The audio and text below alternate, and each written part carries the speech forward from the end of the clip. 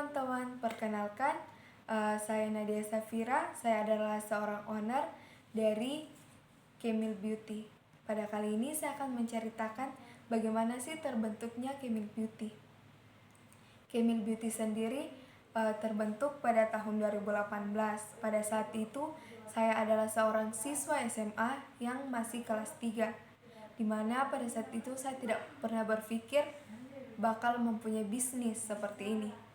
Nah, pada saat itu perekonomian keluarga saya itu turun karena ayah saya sakit, yaitu sakit stroke, sehingga tidak bisa bekerja. Dan ibu saya adalah seorang apoteker. Jadi saya dan ibu saya berpikir bagaimana sih saya bisa menghasilkan uang. Nah, di situ ibu saya meracik sebuah skincare kecantikan. Yang pertama ia racik adalah masker wajah, dimana modal pada kali itu yaitu hanya 300.000 yang saya punya dan ibu saya. Nah, pada saat itu masker wajah yang telah ibu saya buat atau racik, saya pasarkan kepada teman-teman sekolah saya. Nah, tapi pada saat itu penjualan itu belum bisa menutupi kekurangan dari keluarga saya, perekonomian keluarga saya, sehingga kami memutar otak lagi bagaimana sih bisa mendapatkan uang lebih banyak lagi, sehingga ibu saya meracik skincare lebih banyak lagi seperti pelembab dan lain sebagainya. Tapi pada saat itu ibu saya dan ayah saya terpaksa bercerai karena kekurangan ekonomi. Jadi mereka berpisah, sehingga saya berpikir bagaimana sih saya bisa menghasilkan uang dengan keadaan keluarga seperti ini. Nah, di situ kami juga hanya memiliki satu kendaraan yang saya pakai bersama kakak saya untuk mencari uang. Pada saat itu kakak saya bekerja sebagai ojek dan saya mengantarkan orderan kiri kanan. Namun pada saat itu saya ingin berkuliah, tapi karena keadaan ekonomi sehingga saya tidak bisa berkuliah. Walaupun bagaimana berusaha saya untuk mencari uang, saya tidak bisa berkuliah. Sedangkan teman-teman saya atau circle saya waktu SMA semuanya berkuliah, sedangkan hanya saya yang tidak. Tapi tidak apa-apa. Nah, dari situlah saya bertekad keras bagaimana sih saya bisa sukses. Nah, saya mengembangkan terus produk Camille Beauty ini sehingga bisa menghasilkan produk yang lebih dikenal oleh banyak warga atau di kalangan masyarakat. Nah, selang beberapa waktu hingga sekarang ini Camille Beauty sudah sukses di kalangan remaja-remaja, dan disitulah Camille Beauty bisa terkenal seperti sekarang ini. Jadi Camille Beauty terbentuk dari masalah sih, awalnya cuma menghasilkan berbagai kebaikan seperti saat sekarang ini. Jadi walaupun pesan saya pasti semua akan mengalami kekurangan atau kesusahan, tapi pasti ada jalannya. Jangan lupa berusaha, teman-teman. Itulah sedikit cerita dari terbentuknya Camille Beauty. Maaf jika ada salah kata. Wassalamualaikum warahmatullahi wabarakatuh. Assalamualaikum warahmatullahi wabarakatuh. Saya Joko Widodo atau akrab disapa Jokowi akan menceritakan sedikit kisah perjalanan bisnis saya yang penuh dengan tantangan. Saya lahir di Solo, Jawa Tengah pada 21 Juni 1961. Saya adalah anak sulung dari 4 bersaudara dengan ayah yang bekerja sebagai penjual kayu dan bambu di sekitar bantaran Kali Karanganyar. Kehidupan keluarga saya sangat sederhana dan penuh kesulitan. Untuk membantu meringankan beban keluarga saya harus bekerja sejak kecil. Saya berdagang keliling, menjadi ojek payung, dan kuli panggul. Bahkan terkadang setelah pulang sekolah, saya membantu ayah saya untuk menagih pembayaran kepada pelanggan yang sudah membeli kayu dan membantu menaikkan kayu yang sudah dibeli oleh pelanggan ke atas becak atau gerobak. Setelah lulus sekolah dasar, saya melanjutkan ke SMP Negeri 1 Surakarta dan kemudian SMA Negeri 6 Surakarta. Saya kemudian kuliah di Universitas Gajah Mada dengan jurusan Teknologi Kayu dan Kehutanan.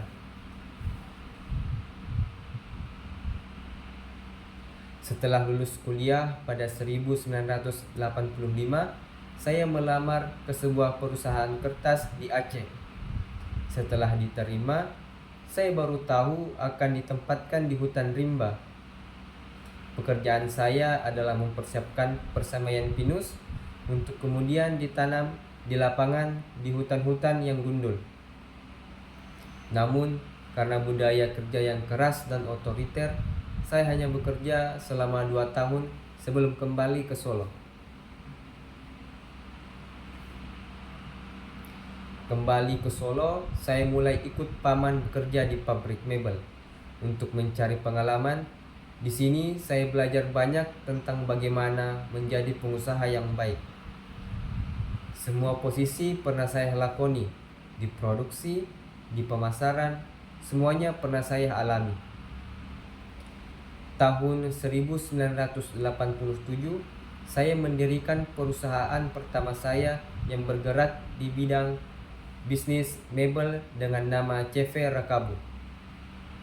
Saat baru-baru mulai bisnis, saya dibantu dengan 3 orang tenaga untuk mengolah kayu, membuat konstruksi, hingga mengecat mebel. Terkadang karena hal tersebut, saya sampai tidur di pabrik hanya untuk menyelesaikan semua pekerjaan saya. Tapi ternyata menjadi pengusaha bukanlah suatu hal yang mudah. Saya pernah habis ditipu, barang sudah dikirim, tapi tidak dibayar lalu orangnya menghilang. Kalau kita jatuh ya harus bangkit lagi.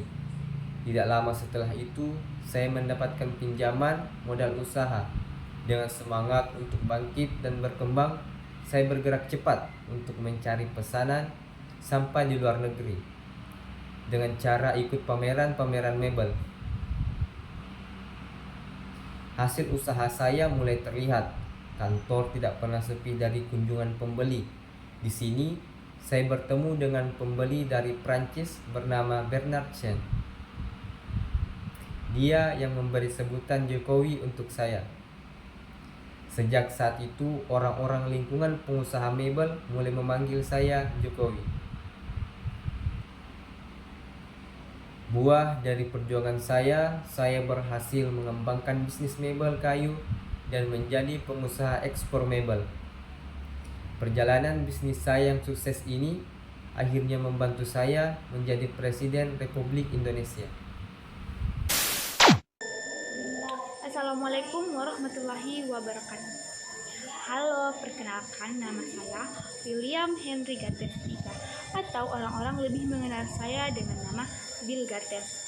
Saya dilahirkan pada tanggal 28 Oktober pada tahun 1955 di Seattle, Washington.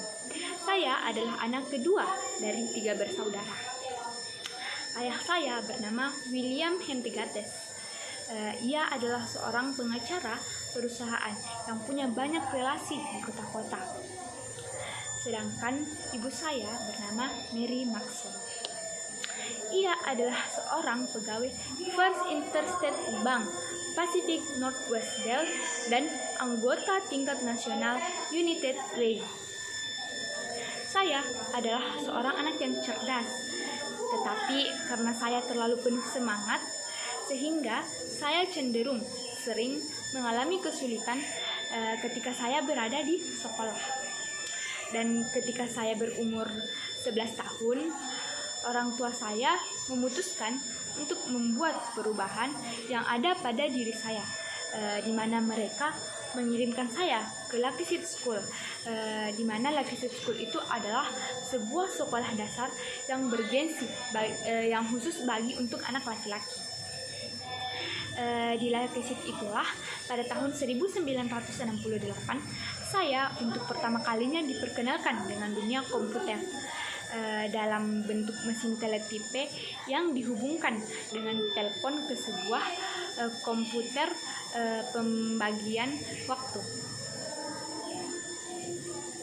Saya dengan sangat cepat menguasai basic sebuah bahasa pemrograman komputer dan dengan bersama para hacker yang belajar sendiri di Leipzig itu.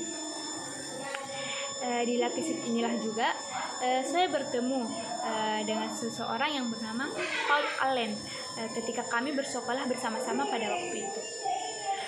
Bersama Paul Allen ini saya terus mengembangkan talenta di bidang pemrograman komputer. Namun saya memutuskan untuk keluar atau drop out, di mana saya menyumbangkan waktu saya ke Microsoft, lebih memilih menyumbangkan waktu saya ke Microsoft. Melalui usaha keras saya, perusahaan yang saya dirikan itu bernama Microsoft Corporation menjadi sukses dan saya melambung menjadi seorang jutawan. Di tahun 1990 saya sukses merilis sebuah operasi yang sangat sukses di pasaran dunia. Namun saya juga mendapat reputasi yang tidak baik dalam karir saya. Saya tidak hanya mendapatkan satu kali, bahkan saya melakukan beberapa kali kesalahan yang ada dalam bisnis perangkat lunak saya yang saya miliki. Bisa dilihat dalam biografi saya, diketahui bahwa pada tahun 1990 saya mendapatkan tuntutan dari Departemen Keadilan Amerika Serikat, di mana dakwaan itu berisi tentang saya telah melakukan monopoli terhadap perusahaan-perusahaan kecil. Selain itu, saya juga tersandung oleh hukum undang-undang bisnis yang berada di Amerika Serikat pada tahun 1999. Dan pada tahun 2000, saya memutuskan untuk mengundurkan diri dari jabatan sebagai ketua pegawai eksekutif. Dan pada awal tahun 2008, saya juga memutuskan untuk mengundurkan diri dari manajemen Microsoft, dan saya mengkonsentrasikan diri pada kerja kedermawanan melalui yayasan sosial yang saya dirikan sendiri, di mana yayasan ini bernama Bill dan Melinda Gates Foundation, di mana dengan perjuangan dan tekad yang keras ini saya telah menggapai cita-cita yang saya impikan, di mana untuk mencapai kesuksesan memang diperlukan pengorbanan dan perjuangan yang berat. Namun dengan usaha keras dan sikap pantang menyerah yang saya miliki, saya telah membuahkan hasil yang dapat saya nikmati hingga saat ini. Berturut-turut dari tahun ke tahun hingga saat ini, saya tetap bertengger pada posisi pertama sebagai orang terkaya di dunia. Mungkin itulah perkenalan biografi singkat dari saya. Assalamualaikum warahmatullahi wabarakatuh. Selamat siang dan salam sejahtera bagi kita semua. Perkenalkan, saya Ayu Tafia dengan NIM 23407501020. Di sini saya akan menceritakan secara singkat kisah seorang wirausahawan bernama Walt Disney. Ia adalah salah satu tokoh yang sangat berpengaruh di bidang industri animasi. Halo, nama saya Walter Ellis Disney. Saya lahir di Chicago 5 September 1901. Ayah saya, Elias Disney, adalah seorang petani dan karyawan biasa. Sedangkan ibu saya, Flora Cole, adalah wanita Jerman yang juga seorang guru. Saya sering berpindah-pindah tempat tinggal bersama keluarga. Pada tahun 1917, saya dikeluarkan dari sekolah McKinley High School di Chicago karena mempublikasikan karya-karya kartun berbau patriotik Perang Dunia di koran sekolah. Saya kemudian mencoba bergabung dengan angkatan bersenjata, tetapi ditolak karena belum cukup umur. Saya bergabung dengan Palang Merah Amerika Serikat dan dikirim ke Perancis selama setahun sebagai sopir ambulans. Tahun 1919, saya kembali ke Kansas City untuk mencari pekerjaan sebagai pelukis karikatur politik atau strip komik.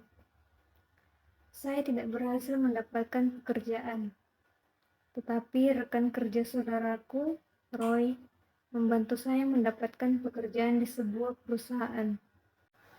Tahun 1920, saya dan rekan kerja saya, Uwe Iwerks, mencoba membuka studio sendiri, Iwerks Disney Commercial Artists.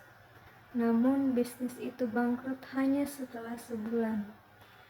Saya tidak menyerah dan melanjutkan mencari pekerjaan di Kansas City Film Art Company, di mana saya dan Iwerks menemukan teknik animasi. Tahun 1923, saya jatuh cinta dengan animasi dan ingin belajar banyak tentangnya. Saya meminjam buku dan kamera untuk bereksperimen. Saya membuat animasi sel yang digambar dengan tangan dan mulai mengembangkan teknik animasi. Tahun 1926, saya memutuskan untuk membuka studio kartun sendiri, Walt Disney Studios. Dengan bantuan saudaraku Roy, saya menghadapi banyak tantangan termasuk biaya produksi tinggi dan pasar yang terbatas. Namun saya tidak menyerah dan terus berusaha membuat film animasi yang sempurna. Tahun 1955, saya membuka taman hiburan pertama Disneyland di Anaheim, California. Taman hiburan ini menjadi sangat sukses dan menjadi langkah awal untuk mengembangkan Disneyland di seluruh dunia. Saya meluncurkan film The Little Mermaid yang menjadi sangat populer dan mengalami kebangkitan besar dalam industri animasi. Saya terus mengembangkan usaha saya ke berbagai sektor media dan hiburan, termasuk mengakuisisi Pixar Animation Studios dan Marvel Entertainment. Sekarang saya telah mencapai kesuksesan yang luar biasa dengan membentuk The Walt Disney Company yang dikenal di seluruh dunia karena karya-karya animasi dan film yang sangat inspiratif dan menghibur. Saya telah menciptakan tempat hiburan untuk keluarga dan mengembangkan hubungan antar keluarga, serta menghantar imajinasi dari umur anak-anak hingga dewasa. Itulah tadi kisah hidup seorang Walt Disney dan bagaimana ia memulai membangun sebuah usaha walaupun dengan banyak tantangan yang dilaluinya, tapi ia pantang menyerah dan terus berusaha. Walt Disney wafat pada 15 Desember 1966 dan ia menjadi salah satu orang yang sangat dikenang di dunia animasi. Demikianlah yang dapat saya sampaikan. Lebih dan kurangnya mohon dimaafkan. Atas perhatiannya saya ucapkan terima kasih. Halo semuanya, perkenalkan nama saya Fanny Franz. Saya ingin berbagi kisah perjalanan hidup dan bisnis saya di industri kosmetik yang mungkin bisa menginspirasi Anda semua. Perjalanan ini dimulai dari sebuah kota kecil di Indonesia, tempat saya dibesarkan dan mengawali mimpi saya. Sejak kecil, saya selalu memiliki kecintaan dan mendalam terhadap dunia kecantikan. Setiap kali melihat majalah kecantikan atau menonton tutorial make up di internet, saya merasa terinspirasi dan sangat bersemangat. Itulah saat saya mulai membayangkan memiliki bisnis kosmetik sendiri suatu hari nanti. Setelah menyelesaikan pendidikan saya memutuskan untuk mengambil langkah besar dan mewujudkan impian saya. Saya memulai perjalanan ini dengan membuka sebuah toko kecil di kota kelahiran saya.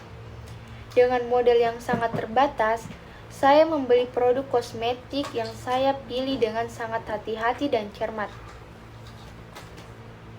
Saya tahu betul bahwa untuk bisa bersaing dalam industri kosmetik, saya harus memberikan produk berkualitas, dan pelayanan yang memuaskan. Saya sangat bersemangat dan mulai bekerja keras untuk mempromosikan bisnis saya, menggunakan media sosial sebagai alat utama untuk membangun basis pelangganan yang setia.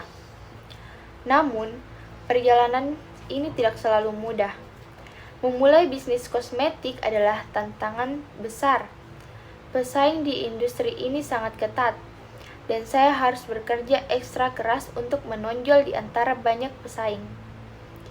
Setiap hari adalah pejuang untuk membangun brand saya dan mendapatkan kepercayaan pelanggan. Saya terus belajar beradaptasi dengan tren terbaru dalam dunia kecantikan.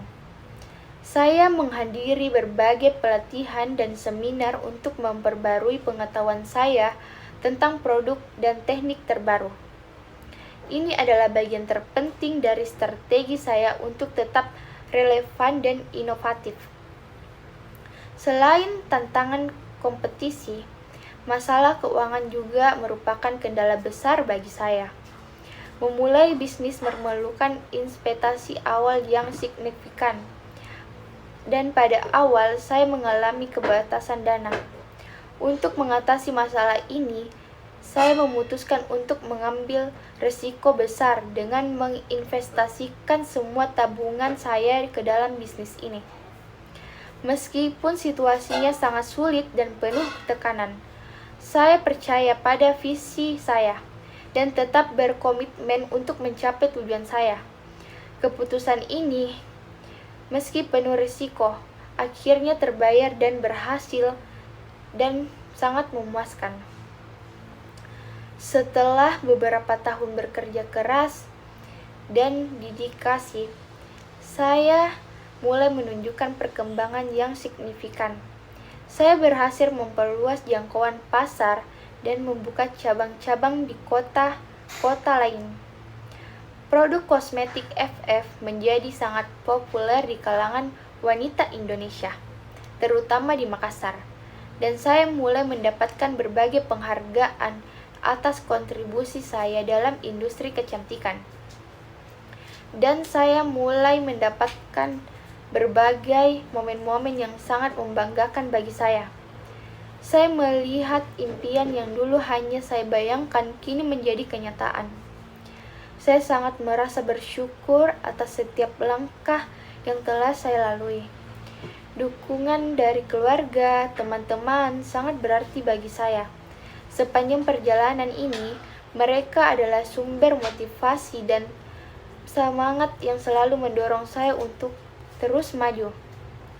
Dalam masa-masa sulit, melihat berbagai bisnis yang saya kembangkan dan berbagai produk saya terima dengan baik oleh masyarakat adalah pencapaian terbesar saya. Kisah saya adalah sebuah pengingat bahwa kerja keras, dedikasi, dan semangat tak pernah goyah. Kita semua mengatasi berbagai tantangan dan mencapai kesuksesan dalam bidang yang kita cintai. Saya ingin kisah ini menjadi inspirasi bagi orang untuk tidak menyerah pada impian mereka. Kita semua memiliki potensi untuk mencapai hal-hal besar jika berani mengambil risiko dan berkomitmen penuh dengan tujuan kita. Dalam dunia yang terus berubah dan berkembang, saya percaya bahwa setiap orang memiliki kemampuan untuk mencapai apapun yang mereka inginkan. Dengan tekad dan kekuatan, serta ketekunan, kita dapat menghadapi segala rintangan dan meraih kesuksesan yang luar biasa. Saya berharap kisah perjalanan saya ini dapat memberikan dorongan dan motivasi bagi Anda untuk berjuang mengejar mimpi Anda. Dan yakin bahwa segala sesuatu terjadi jika kita bekerja keras untuk mencapainya. Itulah tadi yang dapat saya sampaikan tentang perjalanan kisah saya. Semoga Anda semua dapat terinspirasi dan dapat termotivasi. Sekian dari saya. Wassalamualaikum warahmatullahi wabarakatuh. Halo Sobat Heartlet, kembali lagi dengan saya Valencia Natania atau yang biasa kalian sapa dengan Valen. Saya lahir pada tanggal 14 November tahun 1996. Saya adalah anak satu-satunya dari kedua orang tua saya loh. Saya lulusan akuntansi Universitas Binus. Sebelum saya meluncurkan Harlet tahun 2019, saya pernah mengalami kegelisahan sebagai founder, atau biasa kalian sebut dengan pejuang jerawat, yang sangat parah dan membuat saya sampai depresi. Saking stresnya, saya bahkan sampai mengurung diri di rumah dan enggan bertemu dengan siapapun. Punya kulit yang rentan jerawat dan kebiasaan saya yang jarang cuci muka membuat masalah jerawat saya semakin parah. Saya sempat memakai sebuah produk perawatan kulit dari Korea Selatan. Sayangnya produk itu dihentikan produksinya. Di waktu yang sama, obat kulit yang saya gunakan juga membuat saya ketergantungan dan tidak diproduksi lagi. Nah, karena kehilangan penolong saya, akhirnya saya menghabiskan banyak waktu untuk mengumpulkan informasi terkait jerawat dan perawatan kecantikan lainnya. Ketertarikan saya ini kemudian membawa saya ikut kelas di platform belajar online dari Inggris.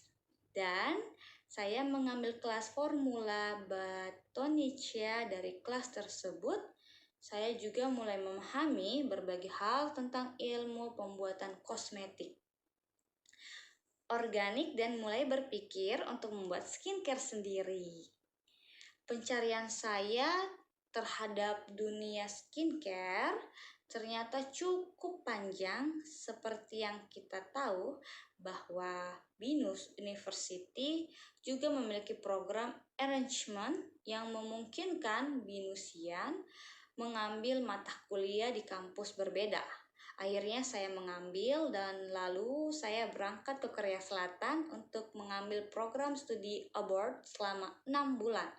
Di sana saya merasa semakin dekat dengan negara yang dikenal dengan sebagai produsen terbaik atau the best pada produk kecantikannya. Selama saya menghabiskan waktu di Korea Selatan, saya tidak hanya mengenal lebih banyak brand skincare asal negeri ginseng ini, tapi saya juga banyak belajar mengenai bisnis, khususnya di manajemen and new product development hingga branding.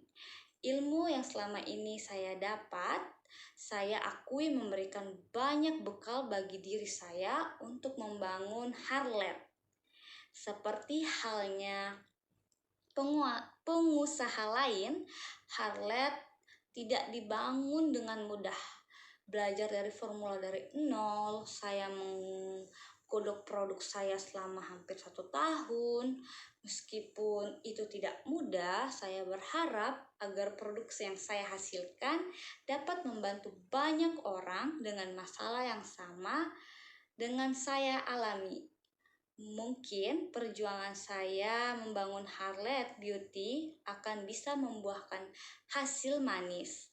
Akhirnya brand saya tersebut ini sudah memiliki berbagai varian loh. Mulai dari sleeping mask, gentle facial wash, sampai day cream. Uniknya, saya tidak ingin menggunakan sosok terkenal sebagai brand ambassador dari produk skincare saya. Seperti kebanyakan produsen lainnya, hal ini saya lakukan bukan tanpa alasan. Sebagai sosok yang percaya diri, saya tidak mau orang hanya membeli produk saya karena orang yang dipromosikan oleh tokoh terkenal tersebut. Saya mau dan saya harap konsumen Harlet akan tumbuh dan berkembang karena kualitasnya, bukan karena melihat brand ambasadornya, bukan melihat orang-orang yang mengendorse. No, saya tidak mau. Saya mau Harlet dikenal dengan kualitasnya. Mungkin itu saja yang dapat saya bagi tentang pengalaman saya membangun Harlet. mungkin pengalaman saya ini bisa menjadikan motivasi buat sobat-sobat yang di luar sana yang ingin membangun brand seperti brand kosmetik. Mungkin kalian bisa mengambil salah satu contoh dari pengalaman pribadi saya. So itu saja yang bisa saya bagi. See you next time guys.